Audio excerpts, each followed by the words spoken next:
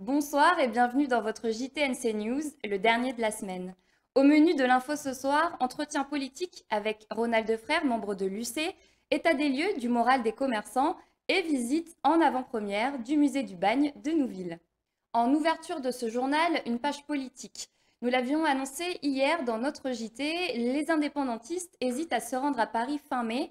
Hier, le FLNKS semblait déterminé à décliner l'invitation de l'État. Aujourd'hui, l'état d'esprit n'est plus le même. Alors, ira pas? Nous avons posé la question à Ronald Defrère, membre de l'UC.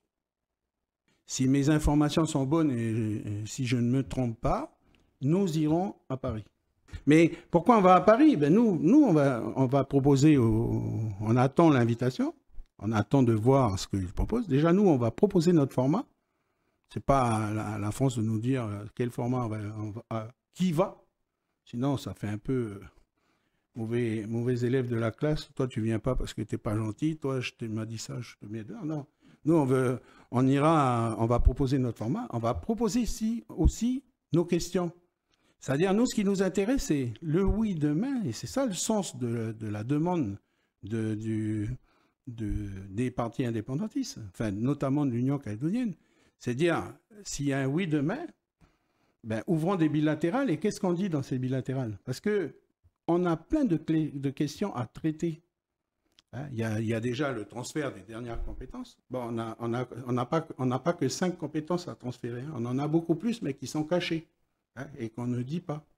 Et la France, elle part. Elle nous a amené ces sociétés. Il nous reste des trous partout, des rivières bouchées, de la pollution. Peut-être qu'il faut qu'on discute de cette question environnementale, mais qui concerne la Calédonie, pas qui concerne la France. Il faut discuter sur la future nationalité par rapport à l'État français. Il faut discuter sur la France, ce qu'elle veut faire en Calédonie, parce que nous, on lui demande depuis 2015 qu'elle nous précise ce qu'elle veut faire. Elle ne nous répond pas. Alors, je sais pas, oui, voilà, c'est ça qu'on veut. En fait, c'est en gros, vous avez bien compris que... Poser les jalons. Nous, on veut savoir demain, parce que si c'est une indépendance unilatérale, on la pose avec toutes les conséquences mauvaises d'ailleurs que ça aura si on ne prévoit pas une transition.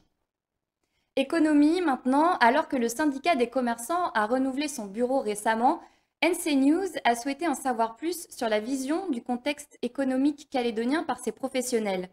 Que pense-t-il de la conjoncture actuelle? La fermeture des frontières est-elle favorable au commerce? Élément de réponse avec le coprésident du syndicat, Édouard Calvé. Il est interrogé par Beryl Ziegler. C'est une période compliquée pour les commerces. Comment se porte-t-il en ce moment? Très compliqué.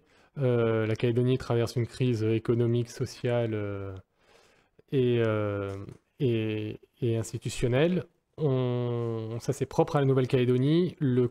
Les flux de marchandises, l'industrie, le commerce, l'économie mondiale est extrêmement perturbée depuis 2019. Et donc, les commerçants calédoniens ont du mal à importer des produits. L'approvisionnement est très compliqué. Et enfin, on a beaucoup de défis à relever. Donc, les commerçants sont inquiets. Est-ce que cette relance n'est pas déjà au rendez-vous avec la fermeture des frontières et le fait que ces sommes qui étaient investies dans des voyages sont finalement rebasculées vers la consommation intérieure? Alors, c'est vrai pour une partie du secteur du commerce, notamment l'équipement de la personne. Donc, le textile, effectivement, se porte bien. Mais on a conscience que ces résultats-là sont artificiels, qu'ils vont très probablement changer dès l'ouverture des frontières.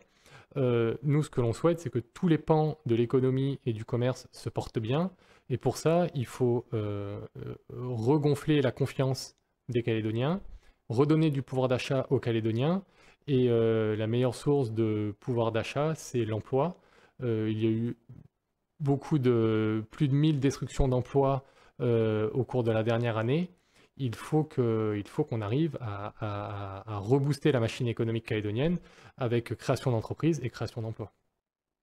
Pour conclure, un mot de culture. Le projet traîné depuis plusieurs années, le musée du Bagne a été inauguré hier à Nouville. Très attendu des férus d'histoire, il ouvrira ses portes au public le 12 mai prochain.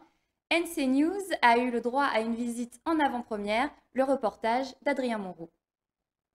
Après plusieurs années d'attente, le musée du Bagne a ouvert ses portes à Nouville. Situé sur le site historique de l'île Nou, le lieu qui accueille déjà des écoles sera accessible au grand public à partir du 12 mai. Le visiteur pourra découvrir l'histoire du bagne en Nouvelle-Calédonie de plusieurs façons. Il y a tout d'abord un sas d'immersion qui permet vraiment de déconnecter le visiteur afin qu'il se mette dans la peau du condamné. Ensuite, on va vraiment découvrir l'exposition avec des panneaux, avec des textes, des photographies et les collections de l'association. L'inauguration de cet endroit symbolique lève un grand tabou de la société calédonienne. C'est un sujet qui a été longtemps tu pendant des décennies et donc les Calédoniens enfin ont passé cette étape et étaient en attente qu'on puisse leur expliquer cette histoire et qu'ils puissent venir sur les lieux de l'ancien pénitencier du Bagne pour découvrir ces lieux, se réapproprier cette histoire. Donc notre mission, ça a été de trouver des moyens ludiques de favoriser les différentes approches sur cette histoire. Un travail de mémoire né dans le but d'éclairer les Calédoniens sur leur passé pour avancer vers un avenir harmonieux. Merci d'avoir suivi l'info sur NC News. Je vous souhaite un excellent week-end et rendez-vous lundi, même heure.